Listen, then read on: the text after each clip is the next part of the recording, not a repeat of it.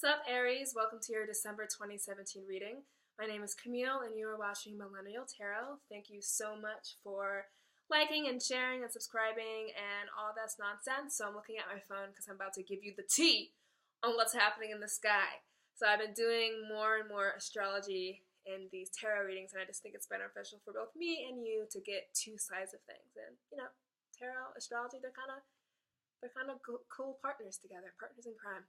So Sun in Sagittarius into the 21st. Sagittarius rules travel, unity, togetherness, building bridges, higher-minded consciousness and philosophies and all these things. So coming out of Scorpio season, which was full of gravity, full of secrets coming out, full of wrongdoings coming out, Sagittarius season will offer us way more levity, will offer us way more, I don't want to say escapism, but a way to kind of fly out of that gravity hole that was Sagittarius. So Mercury is entering Capricorn on December 2nd and will stay there until February 7th, 2018. It is also going to be retrograde from the 3rd until the 22nd.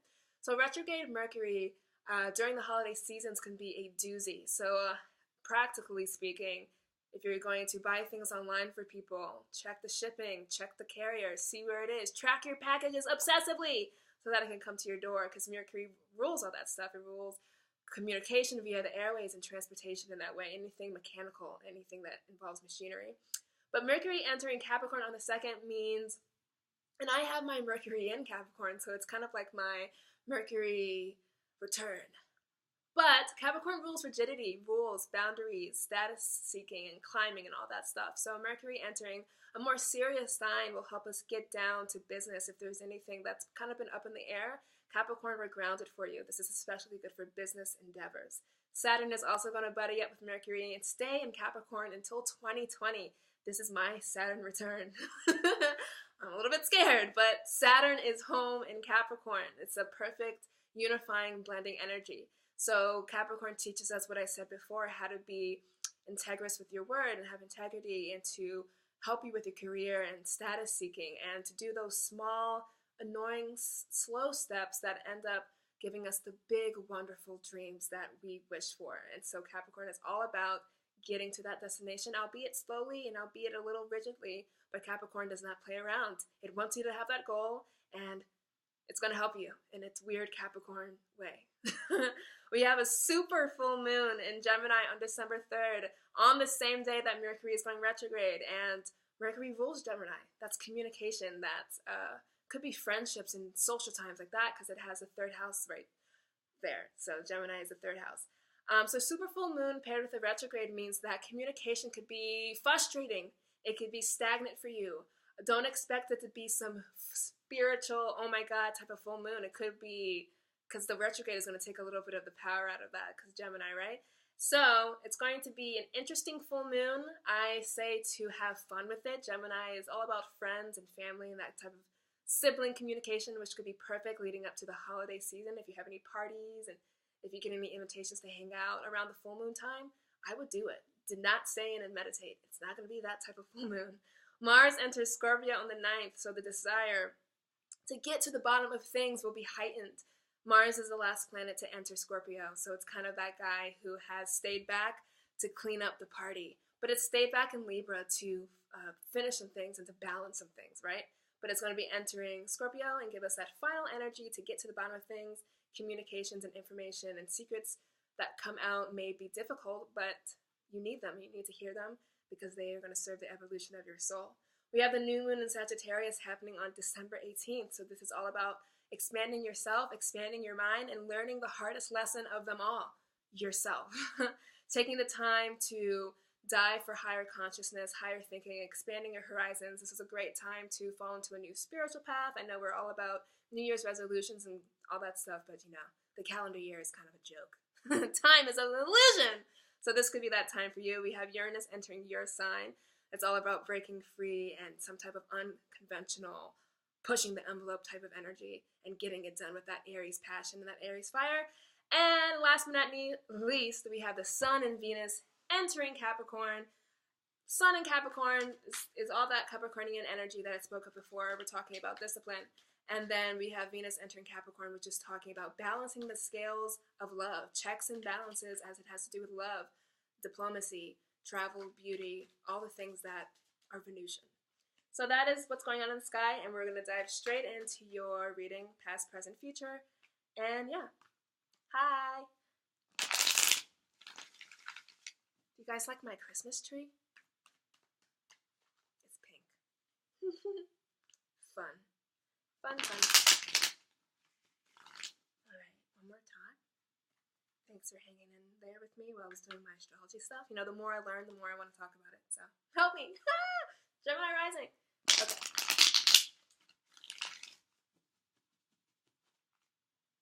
As always, this is for Sun, Moon, Rising, all the personal planets. So we have Jupiter being that transpersonal, and then all the outer planets being generational. And let's see if one more card comes out. And it did. So let's see what we have here for you. And a past that makes sense for you, we have the Seven of Wands. Ooh, FedEx is here. And oh my god, how many times has this card been coming out? This is the third time. You're my third reading. 100% of the time. The Hermit in your present position. Really being called, and a lot of people are being called to go within. And then at the very end, we have the Four of Wands. So the Seven of Wands means that you're coming into December with this fraught, fighting, defending your ground type of energy. If you look at the card here, you have a guy who is very much standing his ground and battling people who are below him. This means that it is not a fair fight and you're probably going to win. So if anything was happening to you personally within your relationship with friends, I'm feeling, because this is a time of like communion and everything, so it could be friends or siblings, but it could be love life, it could be other people, just fighting with other people in any area of your life. You are feeling distraught and a little disappointed, but you have the vigor to stand your ground and to fight for what is right, what is rightfully yours. And so Wands rule passion, fire, drive, and you are that fire sign, Aries. So this could be getting in the way of some type of energy. You could have had like an energy loss. You could be feeling a little bit more mellow, a little more stagnant. And so the Seven of Wands coming into December feeling not defeated, but feeling like you always have to fight, feeling like you always have to defend yourself. It could be very on edge and difficult if you're always having to be like, ugh! And you know you're right, and within your soul, whatever it is that is causing you the distress will work out in your favor, because you have 7 here, you being kind of on top and then below. So then in the present position, we have the Hermit card, and the Hermit is the card of Virgo. And Virgo is teaching us to get into the details, to be not perfectionist, but to strive for perfection. But, you know what I mean. So the Hermit card, though, is saying finding time by yourself to grow and learn by yourself and from yourself. So if you're dealing with constant struggles here with the Seven of Wands, especially a struggle that is draining you of your energy, it could be perfect to take that time and be by yourself. The Hermit card is finding light through the darkness and is finding light through struggle. So with here being so fraught with that fighting energy, the Hermit card is saying it's time to rest. In December, it's time to let that go, whatever it was. It's time to take that final blow, whatever energy is still a little bit left from that. And the Hermit is telling you to dissolve it and kind of find the peace within it. Taking time to be alone during the holidays could be a little bit difficult, because this is such a frantic time of going here and going there and meeting up with families and parties and buying gifts. But the Hermit, for the third time in a row, with all the other signs, is saying you need to take that time to be by yourself. And that time by yourself is what is going to re-energize you and give you that vigor to get through the rest of the year. And it won't be for naught, because in the future position, we have the Four of Wands. The Four of Wands can indicate marriage. But since this is a general reading and not specifically love, it's success. It's feeling stable again. It's reaching another plateau. You have more to climb, but you're reaching a point where you can finally rest. These two people are in celebration, so it very much is about celebrating with family, celebrating with your siblings and friends, and feeling that connection with another person. So the general story, you're feeling a little fraught. You're feeling like people are trying to get ya. People are just like, wah. And you defend yourself. You're Aries. Of course you're going to defend yourself, duh. But the Hermit is saying, calm down. Slow your horses, take some time by yourself, digest what has happened to you, and it'll be all for good. Because the 4 Wands. So I'm going to do a clarifying card for each of these.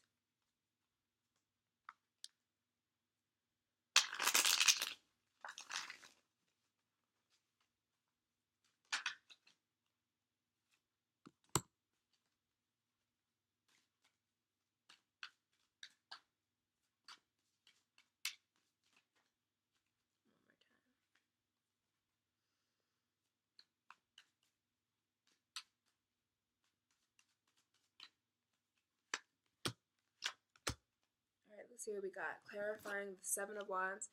We have the Empress. Clarifying the present position of the Hermit, we have the Sun.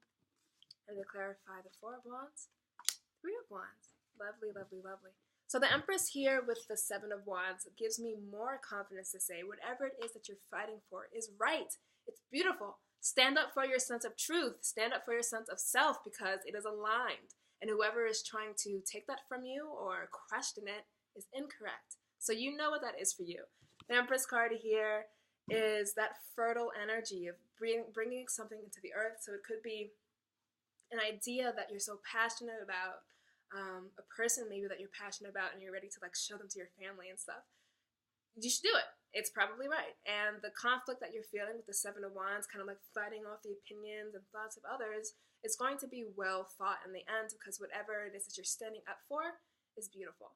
So with the Hermit and the Sun, these are kind of like two different energies because we have the Hermit here moving through the dark with his lantern, the only light around, and then the Sun like, hello, I'm the Sun, la la. So it's two completely different things. And what I get from that is that when you do take that time to be by yourself, you will have your day in the sun, if you know what that means for you. And it will only be celebration. It will only be good and happiness, and things will come out in light. So Hermit card could be feeling that darkness or feeling an impending darkness, feeling depressed and upset. I spoke about this in one of my other videos, but the holidays could be one of the most triggering times for people for various reasons. It could trigger a lot of depression, a lot of anxiety. The Hermit card, if this is true for you, is saying to be in that darkness, it's okay. To be in that sadness, to take time to be by yourself. You don't have to be out here ice skating, candy cane over here, buying the gift over there. Okay, we have the party over here. You don't have to do that. It's such a busy, frantic time, and you don't have to concern yourself with that. So the Sun is saying when you take that time to honor whatever that darkness is, whatever that alone time and introspective nature that you need, which may be directly opposing how you feel you should be doing or feel like what you feel you should be doing, the Sun is kind of saying guaranteed 100% you will feel re-energized again. You will feel on top of your game, loved again, ready to be near your family, ready to celebrate and to have that childlike happiness because we have the Sun and the guy is like, yay! Love the Sun. So then with clarifying the Four of Wands, we have the Three of Wands, which is interesting because they are sequential in the Wand story. So 3 first, obviously, and then 4. But in this card, this reading, 4 represents that stability of family life, celebrations, could be literally getting married or engaged. And the Three of Wands represents, okay, I've reached this pinnacle of happiness. I'm here. Where to now? It's the beautiful card of looking out to what could be next for you. It could be, this is also a card of traveling, because wands always rule travel and that mobilization. They're the most mobile suit in the deck. So it could be traveling to a honeymoon, traveling for the holidays, but really just traveling onto that next step and kind of doing so with relief, right? Because we have the Seven of Wands, fighting, Hermit, being in that darkness, in that muck, in that blood, in that mud, and then coming out and seeing brighter, sunnier days. So it's like the sun is lighting up the background of these two things and feeling more solid, feeling more able to take the energies back again for you, Aries, the energy to go forth and conquer. So I always like to look at my handy dandy notebook to make sure I'm giving you the most meaning out of everything. So yes, Four of Wands is celebration success, but with more work to be done. And then we have the Three of Wands, which represents embarking on a new journey, no turning back. Hint that a dream may become real. It will become real, but it's only begun. And this is a beautiful way to start a story. I know that 4 and 3 are kind of low, and there's more work to be done, and it's only beginning, all that stuff. But wow, what a beautiful beginning and a well fought for beginning. So Aries, all the love to you. I don't feel the need to clarify anymore. I'm not going to do the Oracle decks this time. I think I did it for Aquarius, but not for the rest of the signs. I just feel like they're stale. So I'll be back in January with new decks and new life and new vigor, and hopefully I can get some of this juice that you guys have. Can you guys get me some of this for the new year? Yes. Yes. So I hope you have a lovely holidays if you celebrate. If not, then I hope you have a lovely winter solstice and a lovely December and a happy new year.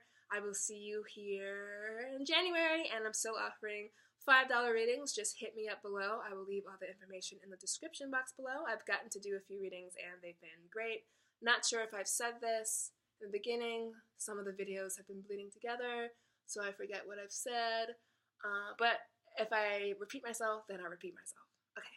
Alright, I think that's it. Alright, yeah. Yeah, okay. Yeah, okay, bye.